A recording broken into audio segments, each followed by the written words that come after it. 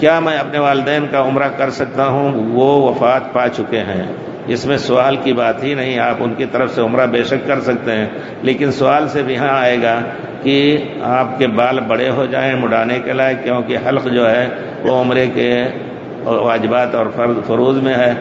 اور پھر آپ کہاں سے احرام باندھیں گے؟ دوسرا سوال یہ ہے کہ احرام وہاں سے باندھیں جہاں سے صحیح روایت سے معلوم ہوتا ہے صحابہ کے افعال سے کہ وہ میقات جا کر کے بڑی میقات وہاں احرام باندھتے تھے۔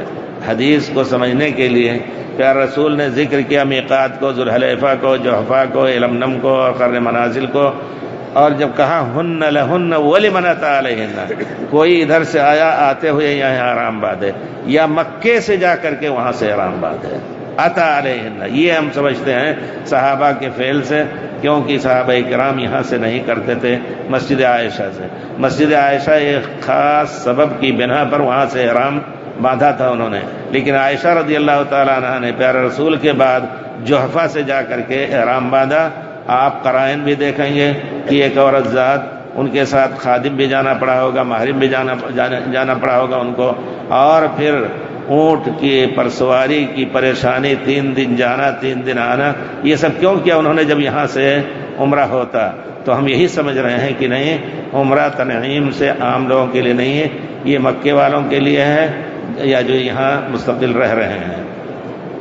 والدین کے لیے آپ کیجئے، والدین کے لیے عمرہ یہ نیک کاموں میں سے ہے، ان کی خدمت میں سے ہے۔ لیکن والدین میں ایک فتویٰ دیکھا ہے علامہ ابن تیمیہ کا، کسی نے پوچھا کہ والدین کا ہم عمرہ کریں یا حج کریں، تو انہوں نے بڑا پیارا جواب دیا، شعر میں سوال پوچھا اس نے، شعر میں انہوں نے جواب دیا، تو اس جواب کا ماحصل کیا ہے؟ کہتے ہیں کہ پہلے ماں کی طرف سے کرو۔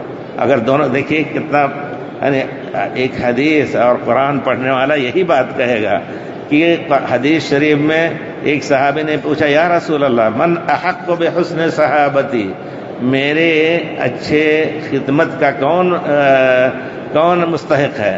تو پیارے رسول نے فرمایا امک، تمہاری ماں۔ پھر کہا، اس کے بعد کہا امک، تمہاری ماں۔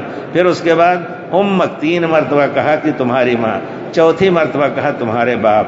تو پہلے آپ والدہ کا کیجئے عمرہ، پھر والد کا